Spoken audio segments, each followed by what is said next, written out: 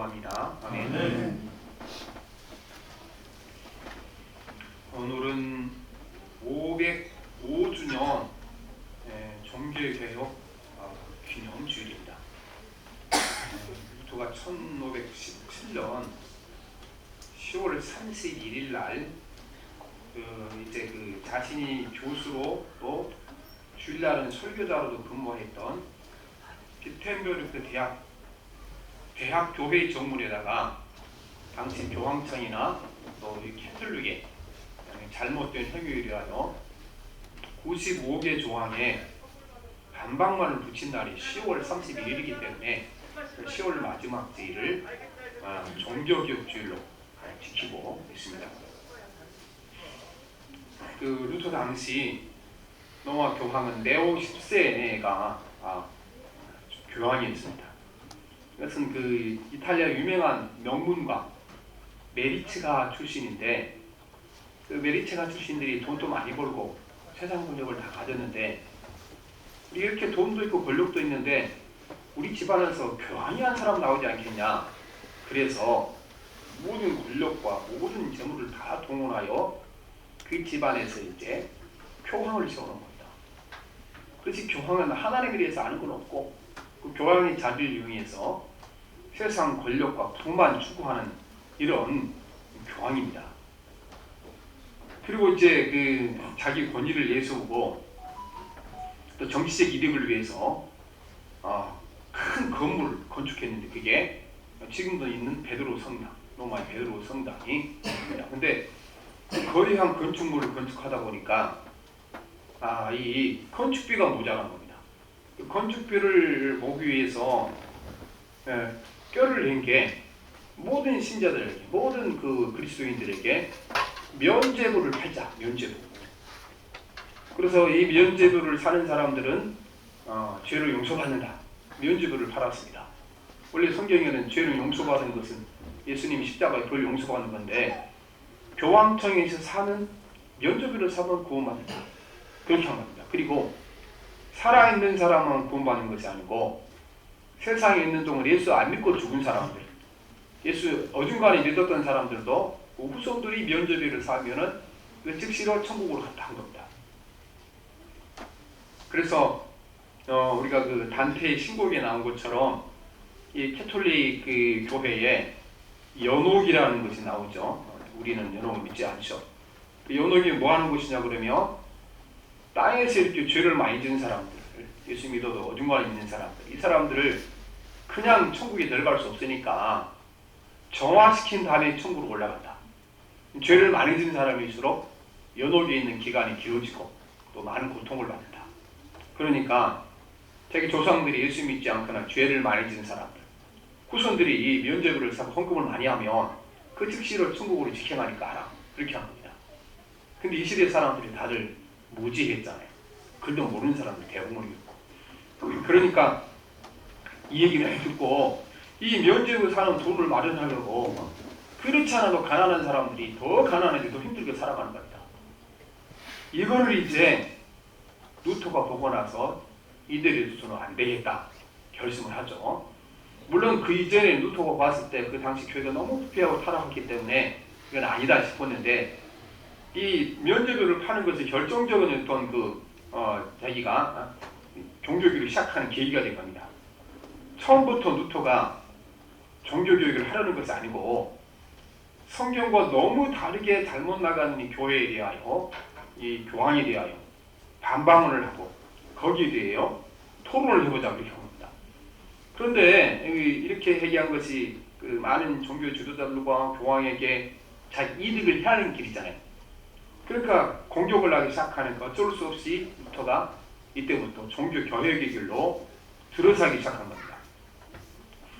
그래서 이 종교를 개혁할 때 세 가지 중심 원리가 작동한 겁니다.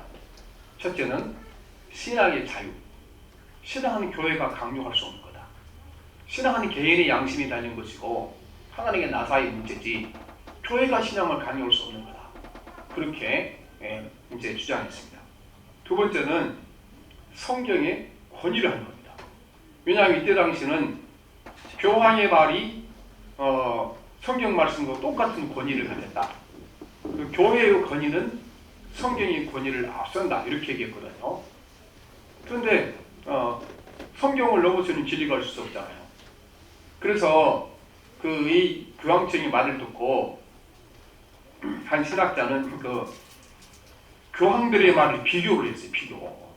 교황들의 말 가운데 서로 내용이 반대되는데요. 그래서 비교해서 책을 만들어 지금 내기로 했거든요.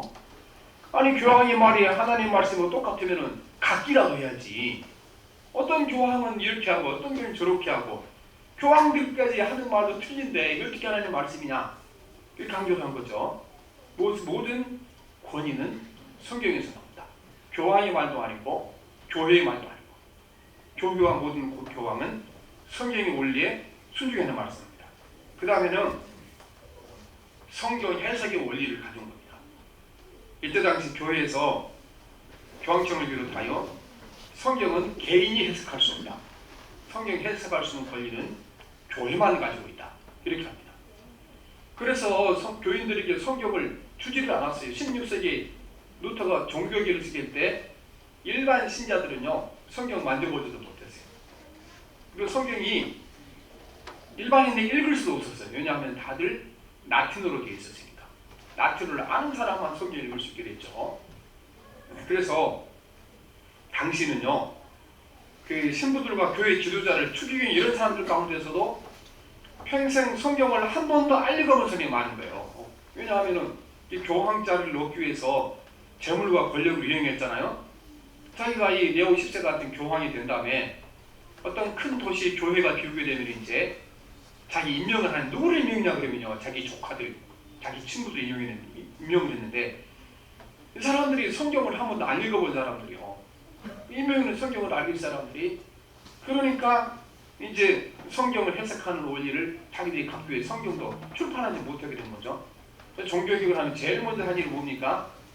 성경을 자기 말로 읽을 수 있도록 각자 자기 나라 말로 번역하는 일을 제일 먼저 했죠. 영국에서 이퀄리피나 이런 사람들이 제일 먼저 성경을 번역했다가 화형대에 죽었어요. 왜 성경을 영어로 번역했냐? 죽음을 당했다는 겁니다. 그래서 이제 이 세 가지 원리, 종교개혁의 원리, 신앙의 자유, 성경의 권위, 성서 해석의 원리. 그래서 성경은 성경이 성경을 해석한다. 성경이 성경을 해석한 것이 사람에게 성경에서 권리가 있지 않다. 이렇게 말합니다. 이 세 가지 이제 원리를 통하여 종교개혁을 하기 위하여 5가지 표제를 만듭니다. 5가지 표제. 이 표제는 오직 성경, 오직 믿음, 오직 은총, 오직 그리스도, 오직 하나님께 영광. 라틴어로 이 오직이라는 말이 솔라라 그러니까 이제 5개의 솔라라 그렇게 합니다. 솔라. 오직 성경. 기독교의 근거가 되는 것은 신앙의 원리는 성경밖에 없다. 교황의 말이나 교회의 법도 큰별될 수가 없다 말합니다. 오직 믿음. 그거는 사람의 업적이나 사람의 선함을 통해서 구원받지 못한다. 오직 십자가에 죽으신 예수 그리스도를 믿음으로 말미암아 구원받는다 합니다. 그리고 오직 은총. 믿음으로 말미암아 구원받는 것은 이것도 내 뜻대로 는 것이 아니고 하나님 우리 은혜를 주실 때 은총을 주실 때 가능한 거다. 오직 은총입니다.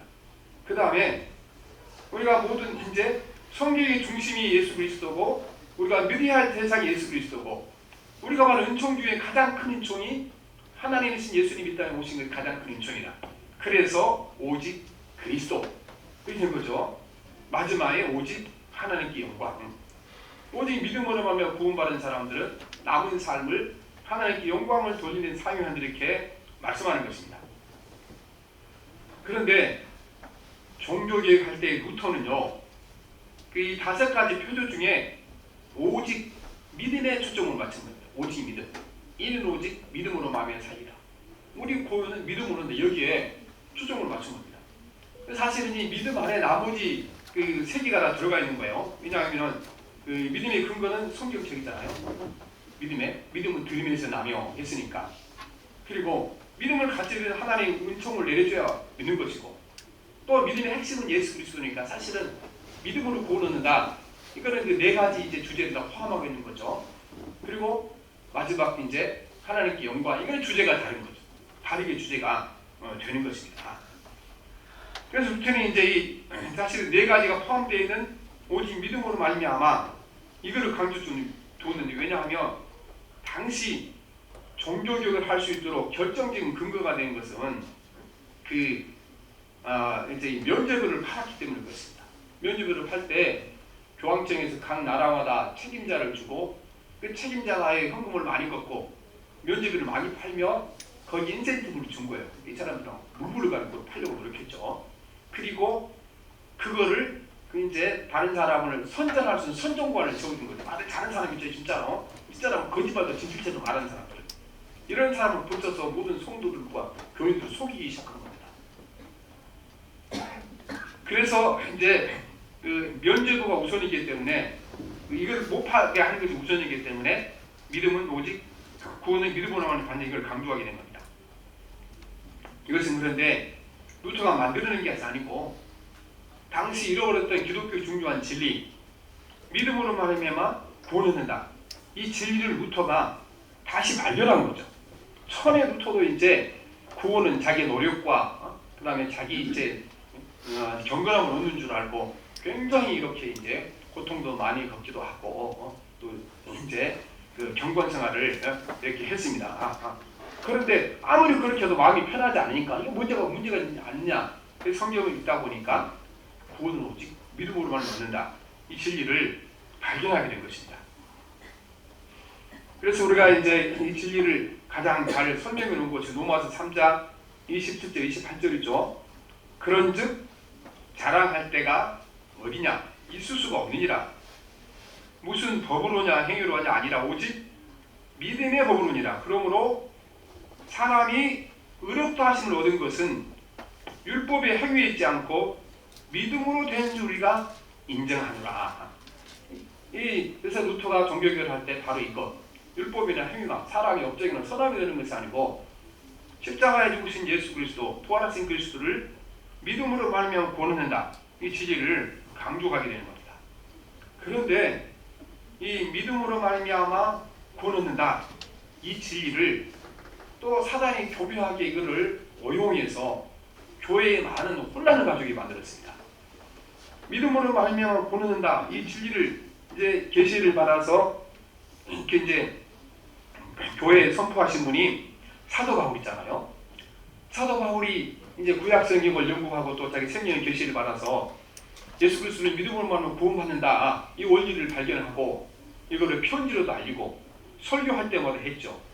그런데 이 설교를 듣고 편지를 본 사람들이요, 이거를 사단의 어떤 시험으로 오용을 하게. 어떻게 오용이냐 그러면은 무슨 죄를 지었든지 예수님이 십자가를 믿고 부활을 믿으면 구원받는다 그랬으니까, 그러면 우리는 구원받은 이후에는 이제 무슨 죄를 지었든지 우리에게 상관없는 것 아니냐.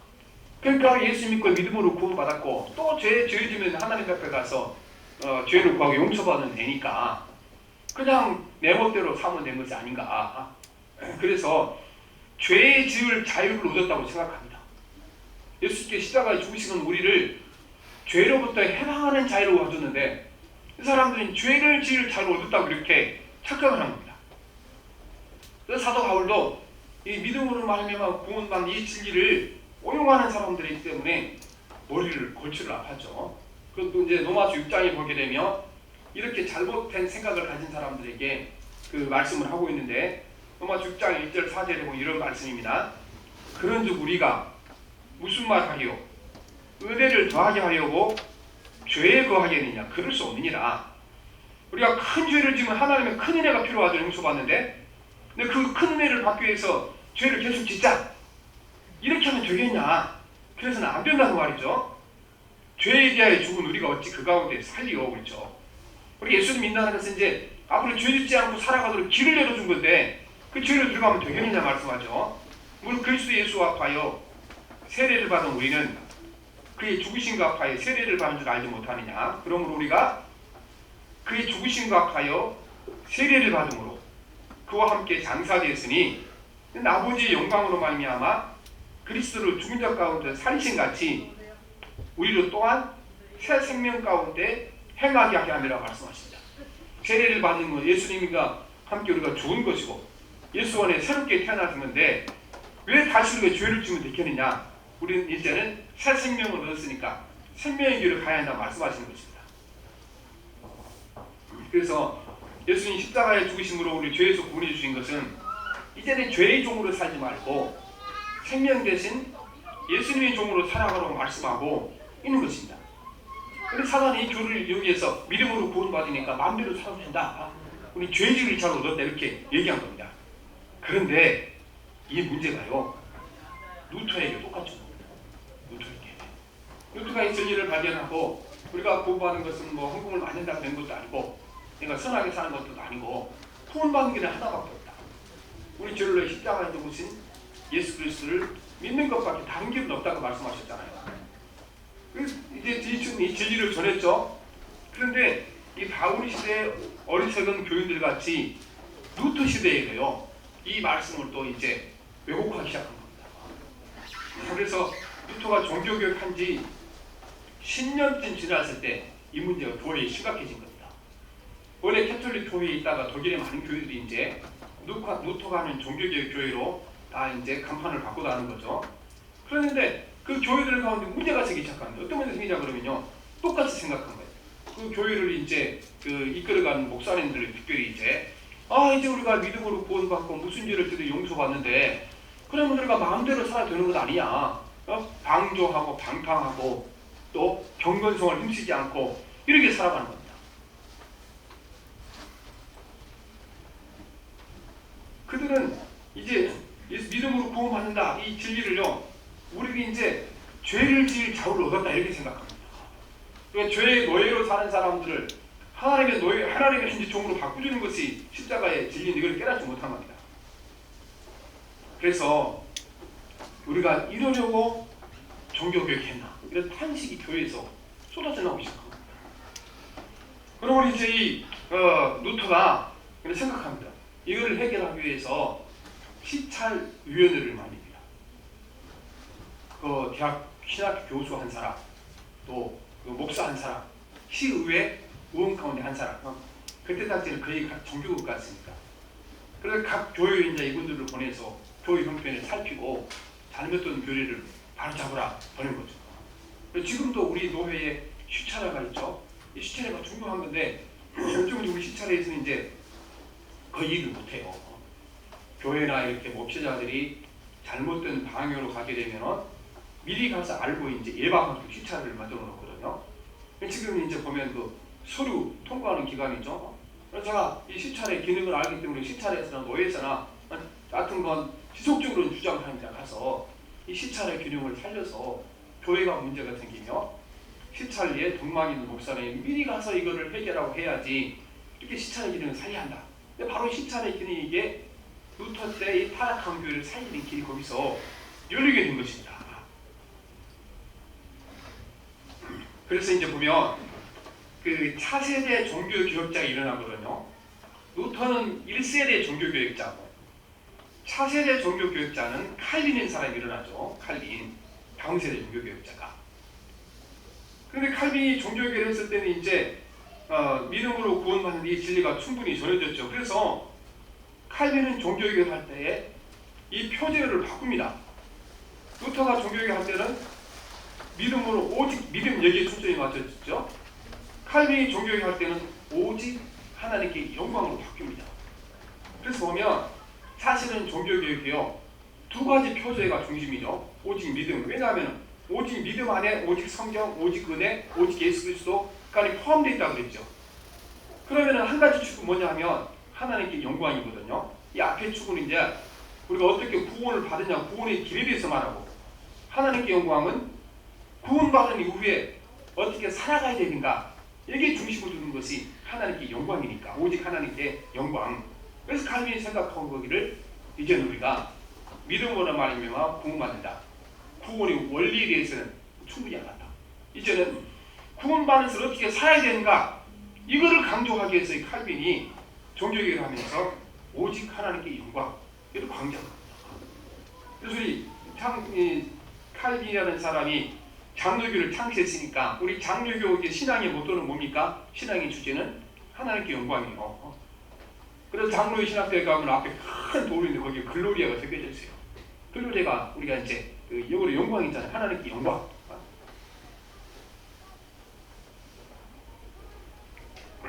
그리고 성경에도 보면 하나님께서 우리를 자기 아들을 희생시켜서 구원하신 목적이니까 우리 남은 삶을 하나님께 영광 돌리는 삶을 살기 위해 우리를 구원하셨다고 말씀하십니다. 에베소서 1장 5절 6절에 보면 그 기쁘신 뜻대로 우리를 예정하사 예수 그리스도로 말미암아 자기의 아들들이 되게 하셨으니 이는 그가 사랑하신 자 안에서 우리에게 거저주시는 바 그 은혜의 영광을 찬송하게 하는 것이라고 했죠. 구원은 거저주 은혜로 받았잖아요. 거저주는 은혜를 받은 사람들은 해야 할 일은 한 가지밖에 없죠. 감사하는 일입니다. 그 감사하면서 하나님께 찬양하도록 하나님께 영광을 돌려 우리를 구원하셨다. 구원받은 자들이 해야 할 일은 하나님께 영광이라고 말씀하고 있는 것입니다. 그래서 우리 사실은 우리 한국교회가 특별히 우리는 믿음으로 말미암아 구원받는다. 이 진리를 너무 많이 강조했어요. 너무 잘 알고 있어요. 그래서 많은 사람들이 웬만한 죄를 져서 끄떡지가 않고 교회는 갈수록 이렇게 이제 부패하고 타락해져가는 모습을 봅니다. 왜냐하면요, 우리가 믿음으로 말미암아 구원받는다. 이 종교 교회에게 한쪽 바퀴만 너무 강조하다 보니까 그쪽 바퀴만 엄청 커지고 믿음으로 구원받는 사람들은 남은 삶은 하나님의 영광을 위해 살아야 한다. 이 바퀴는 너무 작아지니까 한쪽만 빙빙 돌지 앞으로 나가지 못하고 그래서 우리는 이 종교교회의 주제어였던 오직 믿음으로 말하면 구원받는다. 이제 이 진리 위에 다른 쪽 축을 기억해야 됩니다. 오직 하나님께 영광. 이 우리가 살아내야 할 줄 믿습니다. 우리는 지금 우리 교회 이걸 하지 못합니다. 종교개혁은요, 캐톨릭에는 부패에서 나온 거잖아요. 지금은 여러분 역전되었습니다. 어떻게 역전됐습니까? 모든 사람들이요, 개신교보다 캐톨릭을 훨씬 더 신뢰합니다. 그래서 저는 여러분들 이제, 그리고 우리가 이제 루터가 종교개혁 있을 때요, 많은 그 캐톨릭 이제 그 신부들 가운데 각성하는 사람이 많았어요. 각성하는 사람이. 그래, 오늘 교회가 뭔가 잘못했다. 우리가 이걸 깨우치고 개혁을 해야 한다. 자체적인 계획이 일어났죠. 그 중에 대표적인 사람이 예수회를 창는 사람 이나시오. 그렇죠? 그래서 이 캐톨릭 안에 우리 기독교회, 개신교회 이렇게 종교개혁이 일어난 다음에 캐톨릭 안에 종교개혁이 활발히 일어났죠. 근데 지금은요, 우리가 바꿔야 할 때요. 지금 이제 우리가 캐톨릭을 보고 그들이 자료를 배워야 할 때요. 어떤 국가적인 어려움과 위험이 생기면요, 대학생들 데모들 쫓겨요 그러면 다 성당에서 받아줬죠. 교회요? 오면 다 쫓아냈어요. 그래서 이제 그 시대에 우리가 그 민주화 운동이 있을 때 얼마나 많은 성도 잃어버린 줄 몰라요. 저는 캐톨릭 같은 저 사람들 다 가서 보고를 해주는데 교회는 가니까 쫓아내네. 이런 게 있지 않았다. 배워하는 거죠. 우리 기독교 단체에서 불신자들에게 설문조사를 했어요. 한국교회 교인들이 얼마나 신뢰할 수 있는가, 교인들과 교회가 얼마나 신뢰할 수 있는가. 이거는 세상에 한 것이 아니라 한국 교회에서 그렇게 조사를 했다니까요. 그래서 봤더니 한국 교회는 신뢰할 수 없다. 31.8%. 그렇죠? 신뢰한다가 신뢰하지 않는다가 63.9%. 이 정도면요, 거의 우리가 한국 교회가 세상으로부터 저 사람들은 믿을 만한 사람들이지 못한다 이렇게 낙인을 찍힌 거예요. 우리가 왜 이렇게 됐습니까? 종교계의 교황과 성직자들이 타락했는데 한마디로 말하면 그들이 정직하지 못한 거죠. 하나님의 말씀을 정직하지 못하고 자기들의 욕망을 채우기 위하여 많은 성도들을 이렇게 두려움과 불안에 떨게 해서 자기 이익을 채우는 거잖아요. 성경들이 진리를 말하지 않기 때문에 말하는 것입니다. 우리는 이 땅의 교회가 개혁돼야 되는데 하나님께 영광이라는 쪽으로 개혁이 일어납니다. 하나님께 영광은 우리 예수 믿는 사람들이요, 하나님 앞에서 정직하고 진실하게 살아가는 삶이 이게 바로 하나님께 영광이 되는 길인 줄 믿습니다. 우리는 이 교회가 계속 지속적으로 개혁돼야 됩니다. 우리는 보통 이제 캐톨릭과 비교해서 우리 개신교라고 부르죠. 학문하는 사람은 개신교라고 부르지 않아요. 모든 개신교를 일컬어 개혁교회라고 합니다. 리폼드 처치. 저 교회는 루터의 계획에서 끝나는 것이 아니고, 그렇죠? 루터가 계획이 잘못되니까 다시 이제 뭐 휴찬을 계획했잖아요. 또 가서 이제 칼빈은 어떻게 해결 했습니까? 믿음으로 구원받는데 이 진리가 잘못 가니까 하나님께 영광, 이걸 가르쳐서 바꿔나갔잖아요. 지속적으로 과거의 삶을 새로운 삶으로 잘못된 것을 바꾸고 나가는, 개혁해 나가는 교회. 그래서 개혁교회라 그러니까 우리 개혁이 이루어 나갈 줄 믿습니다. 그래서 오늘 우리도 이제 오직 믿음으로 말미암아 구원받는다, 이 강조점에서요, 오직 하나님께 영광. 칼빈이 이제 그 목적을 두었던 하나님께 영광으로 이 주제어가 옮겨가야 할 때가 됐고, 진즉 옮겨가야 하는데 옮겨가지 못하는 겁니다. 그리고 고린도서 10장에 보면 우사의 제단에 바친 그 재물을 그리스도인들이 먹어도 되는가, 이 문제에 대한 대답을 주고 있습니다. 사도 바울이. 근본적으로는 첫째는 그 이방인들이 드리는 그 제사에 그리스도인들이 참석해서는 안 된다. 귀신을 예배하는 곳에 참석하면 너도 귀신에 참석하느냐, 그렇게 하는 거죠. 왜냐하면은 이때 당시는 그 고린도에 굉장히 신전이 많았죠. 그리고 너무 많은 사람들이 재물을 가져오니까 거기 있는 이방신 제사장들이 많은 재물을 처리를 못한 겁니다. 고기를.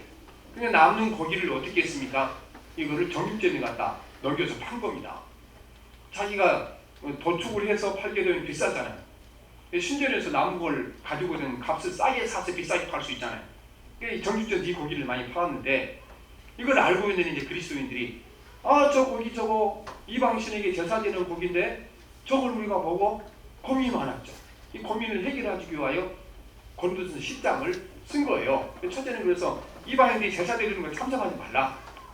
그 다음에 말씀하시는 것이, 그 다음에는 불신자 집에 초대해서 고기를 대접받을 때는 이거 어디서 사왔어요? 이거 혹시 제물로 드린 거 아니에요? 물어보지 말고 그냥 먹으라. 그 얘기거든요. 그게 이제 27절 봅시다. 시작.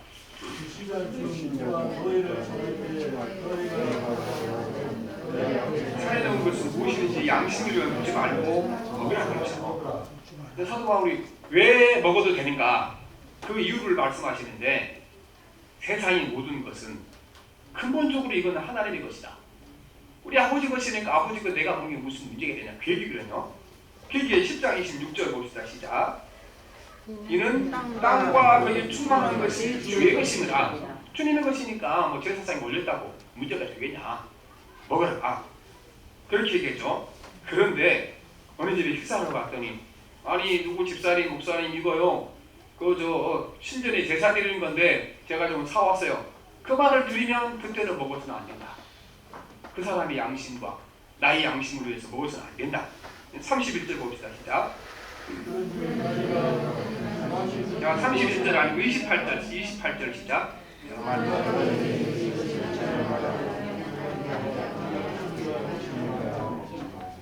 그렇죠? 말하는 사람과 그 양심을 위하여 먹지 말라 말씀하십니다. 그 다음에 자신이 이제 이 말 하려고 한 거죠. 사도 바울이요, 뭘 말하냐 그러면은 앞으로 이런 애매한 일이 생겼을 때 어떻게 선택을 해야 하는지 결정을 해주는 겁니다. 애매한 일이 생겼을 때. 우리도 예매한 일이 많잖아요. 애매한 일이. 그래서 뭐 어떤 분들은 예배 시간에 이렇게 성경책을 들고 다니지 왜 휴대폰으로 이렇게 이제 귀한 말씀을 보냐, 그런 거 있는데 그분은 탓할 수는 없죠. 자기는 그렇게 느낌이 없다 그러니까. 그런 걸 어떻게 결정을 해요? 그 기준을 말해준 겁니다. 앞으로 가다가 애매한 문제 생겼을 때 그냥 기준을 말씀해 주는데, 그 기준이 10장 31절 봅시다. 시작. 무엇을 다 하나님의 영광을 위해 하라고 했습니다. 그러니까 우리가 이런 애매한 일을 만났을 때 이게 하나님 앞에 영광이 되냐 안 되냐, 이걸 따지면 되는 겁니다. 이 고기를 먹는 것이 하나님께 영광이 되면 먹으라. 영광이 안 된다는 생각 먹지 말라 말씀하시는 것입니다. 그러니까 무슨 일을 결정할 때 이게 나한테 이익이 된가 안 된가, 손해인가 이익인가, 이걸 보고 결정은 안 된다는 겁니다. 이게 쉬워진가 어려운가, 이것도 결정 안 된다는 겁니다. 무슨 결정으로? 먹든지 마든지 하나님의 영광을 위하여. 이것이 하나님의 영광이 되는가 안 되는가, 이 기준으로 모든 결정하라고 말씀하고 있는 것입니다. 우리가 어떻게 하면 하나님 앞에 영광이 되겠습니까? 우리가 아름다운 찬양을 하고 막 감동적인 설교를 수많은 사람들 아멘을 외치고 또 예수님 이름으로 위대한 일을 하는 것, 이것이 여러분 우리가 이렇게 해놓고 다 하나님께 영광 돌릴 때 얘기하는 거죠. 그래서 우리가 이렇게 얘기했잖아요. 하나님, 이 사업이 참 하나님께 영광이 됩니다. 내가 일에 성공이 하나님께 영광이 됩니다. 여러분 그 일 잘 된 거하고 내일 성공 하나님 영광하고 별로 관계가 없어요. 오늘 보면 그러면 어떻게 하는 것이 하나님께 영광이 되는가? 그 기준을 이제 이것이 하나님의 영광이 아닌가? 그 기준을 우리에게 말씀해 주고 계십니다. 그 기준을 33절 봅시다. 시작. 자신의 유익을 구하지 아니하고 많은 사람을 구하여 그들로 부름을 받게 하라. 그래서 뭐가 하나님께 영광이 되는 겁니까? 남을 기쁘게 하는 일이 하나님께 영광이 되는 일이다. 다른 사람을 유익하게 하는 일이 하나님께 영광이 되는 일이다. 그래서 이 편지를 시작할 때 사실은 똑같은 말을 하고 시작하잖아요. 24절에 보면 누구든지 자기 유익을 구하지 말고 남의 유익을 구하라. 이게 여러분 우리가 하나님께 영광을 돌리는 길인 것입니다. 우리는 자기 사업이 잘 됐다고 자기가 높은 직책을 얻었다고 하나님께 영광이다 말하는 건데 그게 영광이 아니고 그 일이 만약에 남을 유익하게 남을 기쁘게 했으면 하나님께 영광이 되는 것입니다. 왜 영광이 됩니까? 그런 말미암아 그들이 구원을 받은 거다. 그래서 사람을 만날 때마다 자기 일만 따지고 남에게 전혀 이로운 일을 하지 못한다 그러면 누가 예수 믿으러 하겠습니까? 아무도 믿지 않을 겁니다. 우리는 이제는 우리가 하나님께 영광으로 바꿔야 됩니다. 하나님께 영광으로 찬양을 잘하고 설교를 잘하고 헌금을 주고 많은 사람 오는 것이 이것이 하나님께 영광과 별로 여러분 관계가 없습니다. 왜냐 거기는 인간의 욕망이 있죠.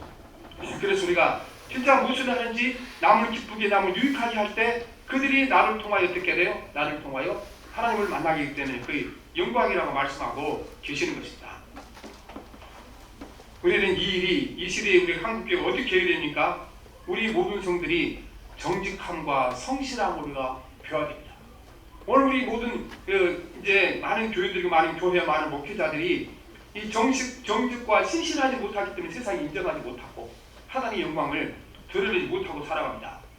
우리가 요새 새벽기도 시간에 열왕표하를 보고 있는데 거기 보면요, 원래 열왕표하가 그 말 그대로 왕들의 역사 아니에요, 왕들의 역사.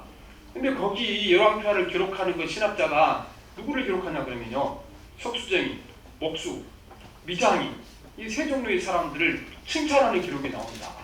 요시야 왕이 그 종교개혁을 하면서 이제 그 성전이 많이 망가졌으니까 성전을 수리해야 되는데 성전을 수리하고 돈을 모아서 제사장들에게 줬더니요, 그 사람들은 돈만 발랑 먹어버리고 성전을 수리하지 않는 거예요. 관료들을 써서 돈을 줬더니 이놈들도 돈만 딱 먹고 성전을 수리하지 않는 거예요. 그래서 왕이 명령하기를 이제는 그 주거금이 모아지게 되면은 제사장도 주지 말고 관료도 주지 말고 이제부터는 그 주거금이 모아지면 이거를 목수에게 직접 줘라. 또 석수장에게 직접 줘라. 미장하는 사람이 직접 줘라. 이렇게 했더니요, 그 뒤부터 성전 수리가 이루어져 가고, 그러고 했더니 이 사람들이 얼마나 정직하고 진실하게 그 돈을 쓰는지 한 푼도 허투루 쓰지 아니하고 재료를 살 때, 임금을 줄 때 너무나 정직하게 하다는 겁니다. 그래서 지금 이 이야기를 열왕표에 기록하면서 신학자가 보기를 이들이 왕보다 이제 제사장보다 낫고 관료보다 낫다 이 사람들이. 이 사람들은 비록 지위는 이제 석수장이고 목수고 미장이지만 하나님 앞에 어떤 사람입니까? 정직하고 신실한 사람이다. 이거를 이제 오는 모든 세대 사람들이 알려주기 위하여 이 세 사람의 얘기를 하고 있는 것입니다. 근데 왜 우리가 이렇게 정직하고 신실하게 살아가지 못합니까? 거기에는요, 십자가가 따르는 거예요. 고난이 따르는 것. 정직하고 신실하게 누구나 다 살고 싶죠. 그러나 그렇게 하다 보면 우리가 물질에 손해봐야 할 때, 고난을 겪게 할 때 있기 때문에 그리 못하는 겁니다. 그래서 성경이 지속적으로 우리가 십자가 신앙으로 살아야 하는 것을 말씀하신데, 로마서 8장 17절에 보면 자녀임은 또한 상속자고 하나님의 상속자요 그리스도와 함께 상속자니 우리가 그와 함께 영광을 받기 위하여 고난도 함께 받아야 할 것이라 말씀하시는 것입니다. 십자가의 영광에 동참하기 위해서는 고난도 받아야 됩니다. 그래서 이제 루터가 종교개혁을 하면서 그 이제 신학을 두 가지 나눴어요. 영광의 신학이다. 영광의 신앙이 무슨 신앙이냐 그러면은 자기가 막 설교 잘해서 사람들이 인기를 얻어서 막 좋은 타도 타니고 막 유명해서 텔레비전 나오고 이것을 영광의 신학이라고 얘기한 겁니다. 그래서 우리가 성도들 가운데 세상이 크게 생겨서 알아 내가 예수 믿고 이만큼 성공한 사람이다 폼 잡고 다니는 사람들을 영광의 신학으로 말한 겁니다. 근데 그때 당시 로마 이 카톨릭 교황의 신학을 영광의 신학 말한 겁니다. 루터가 말하기를 우리가 하나님께 영광 돌리는 내가 영광을 받지 아니하고 하나님이 영광 받을 신앙상에서는 영광의 신학이 십자가 신학으로 바뀌어줘야 된다. 십자가 신학으로 내가 희생하고 내가 죽어지고 이렇게 하는 십자가 신학으로 살아갈 때 그때 교회가 진실로 개혁되고 새로워지는 것을 말씀하시는 것입니다. 그런데 저나 여러분이나 오늘 시대에 우리가 모든 대한민국 교회 저를 포함 모든 목사들이요 사실은 이 영광의 신학에 너무 매몰되어 있는 것입니다. 너무. 그래 가만히 생각해 보세요. 진짜 그 한 영혼을 구하는 그 열정을 가지고 우리가 나도 이제 큰 교회라면 저기에다가 거기 열심히 품습니까? 아니잖아요. 솔직히 말해서 뭐를 그랬습니까? 그렇게 지원하면 뭐 대통령도 오라 그러고 조창기도 막 기도도 시켜주고 텔레비전 나오고 그게 사는 거지. 진짜 큰 건물을 한대는 여러분 근데 조사를 해보면요 거기 진짜 쌍둥이 신자들 구원받고 전도하는 사람들은요 큰 교회 어디서 전도하는가? 개척교회 작은 교회에서 전도가 됩니다. 그 사람들이 막 부치게 볶아가지고 어려울 때 가서 도와주고 거기서 전도가 되는 거지. 엄청난 건물을 줘놓고 그 영광의 실학을 보여주고 손신자가 나오는가? 나오지 않습니다. 거기서. 그래서 우리는 이제 우리가 이 505주년이 종교교주를 맞이해서 저하고 여러분이 한국교육에 이제는 우리가 오직 믿음으로 말하면 구원받는다. 이 진리에서 이제 축에 옮겨가야 해요. 어디로 옮겨야 됩니까? 믿음으로 말하면 구원받은 사람들은 무엇을 위해 살아야 됩니까? 하나님의 영광을 위해 살아야 됩니다. 하나님의 영광을 위해 사는 길은 오늘 사도가 간단하게 말합니다. 너 자신을 위해 살지 말고 이제 다른 사람을 기쁘게 하고 다른 사람 유익을 위해 살아라고 말씀하십니다. 사실은 뭐 저도 너무 부끄럽지 설교하기 어렵죠. 그러나 우리가 다시 한번 성령의 도우심으로 말미암아 이제 우리가 하나님께 영광 그리고 우리 장로교가 장로교 이렇게 주제가 보면 하나님께 영광이잖아요.